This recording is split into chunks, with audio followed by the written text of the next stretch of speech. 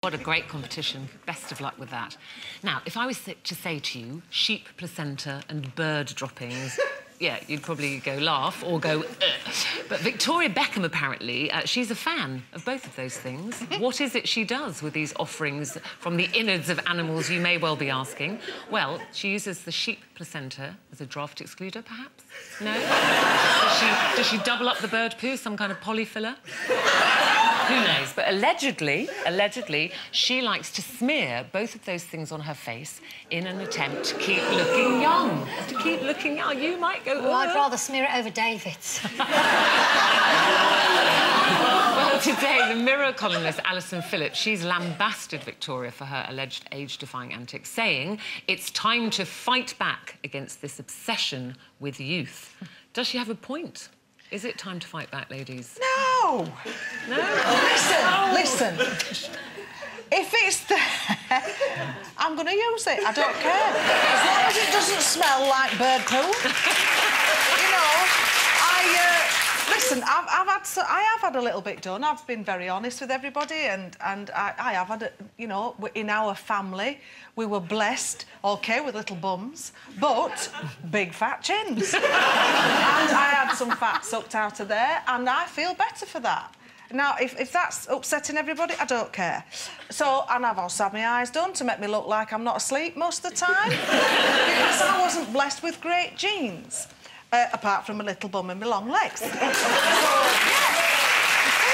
I don't think going out with, can you? And if there's a cream out there for someone who has suffered with acne for most of her teenage years, I understand the need to have a skin that looks clear. And believe me, when you find something that works, it's like a eureka moment. Does it work? Does anything work, though? Well, I'll give it a go, love. Get the sheets going. I just say, when did it become a crime for women to get older? I mean, it just seems that nobody's allowed to think, well, she's aged. Yeah. Well, yeah, I'm 52. This is a 52-year-old face. That's what happens. This is what happens. Yeah. Take a look, kids, be warned. It is. This is what happens. Isn't it? But, you know, 52. Oh, thank you very much. Oh, it is. You do. It's all makeup and mirrors. You don't need it. But You're getting on my nerves now. To say it's good for 52. For 52. Yes. But not it. Your face isn't good. I mean, you know, she's looking. No, just that her face is a good face for 52. Thank you very much. Yeah, talking about your face as a specimen. But I just, you know, I think there is... Marvellous one it is. Yes. I think there is an obsession, particularly for women, and a great pressure to look younger all the time. And I say, what? There are women now, or girls in my eyes, who are in their late 20s who are having all these fillers when they're 25. And by the time they're 32, they look odd. And, you know, your face is supposed to have some creases. Have you had anything done? I honestly haven't. Look, that's why I have a fringe. Look at those. Hideous, aren't they? Oh. But listen, this is not to say I don't look in the mirror every morning and go, oh, God, look at those. Oh.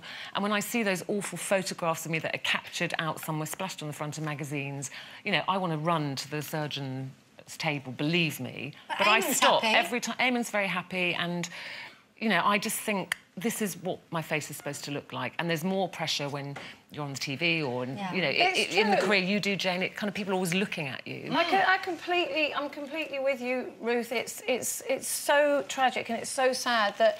And it's not an obsession with looking young. I don't think it's about looking young. It's an obsession with not ageing, but that's what happens, and it's going to happen sooner or later. I don't care how many needles you put in your face. Eventually, you are going to look like an old handbag, and that's... You can try whatever you like. You can try the sheep's placenta. And I know all these stars that say, oh, I look like this because I put sheep's placenta on my face. No, you don't. It's just not possible. And this is a problem. It's a constant battle for women, especially of our age. And Lisa says to you, good face for 52. What is a 52-year-old face supposed to look like anymore? Like this. Compared to what? Compared to someone who maybe, you know, hasn't spent so much time in the sun or maybe, you know, has led a really sort of wild life. That's what shows on your face, and that's your life. That's the way you've chosen to... Do you know what annoys me, though? I think there are too many celebrities who claim they've done nothing and they look terrific. I know. And then you say, you look fantastic. And they go, I've just inherited my mother's good genes. But it's true, you should be allowed to keep it You know. private if you have that stuff done. But these days you can't, because everybody is obsessed with it. And I tell you, I struggle every day with the decision. Shall I have a facelift or shall I not? No, it's too late for me and Ruth, I think, to have needles put in our face. Too late for us. Well, because everything's already there and there's no point in trying to sort of erase them now because we'll look weird. But I think you can have a little bit of help with a bit of surgery, but at the same time, I think, no, why should I? This is my face. Get used to it. Yeah. I can't get used to it. No one can get used to it. And I'll tell you, if Mark wasn't around, I would get rid of every single mirror in my house, especially the magnifying one, and I would just be happy ever after.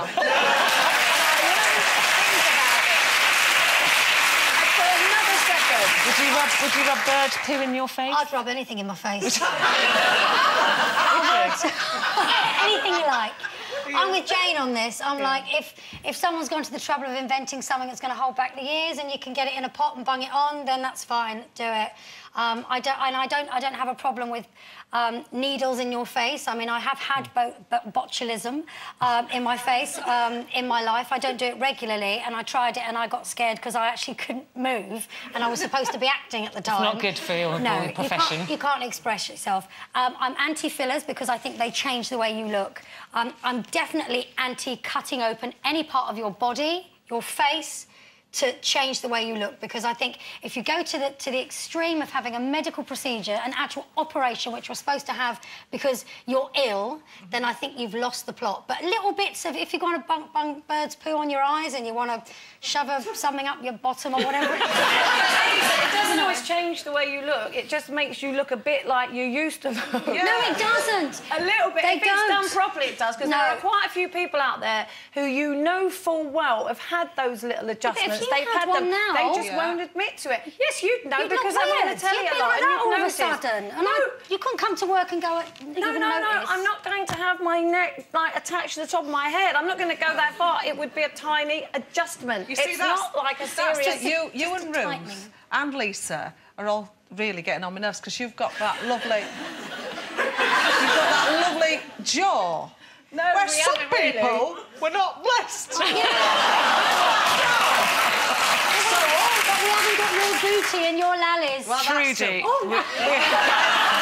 Trudy. Hello, Trudy. She said, I wish people would stop worrying about getting old. Life is too short. Not everyone is going to have the opportunity to get to that age, never mind experiencing wrinkles. So just enjoy your life. Yeah. Sharon says, I'm happy to put anything plastered on my face if it takes the years off. Placenta droppings, whatever, bring it on. I'd recommend ketchup.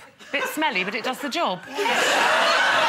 Sugar, it'll just stick to your face. Well, on her face, I hope. On her chips, that's where it should go. On her face. What a waste of good ketchup. Chips. Right, girls, hold your faces back. We've got to take a break now, but we're talking balls with Joe Calzaghe and asking, does a 30-day break from your other half leave you feeling refreshed or fretful? Think about that one. See you in a couple of minutes.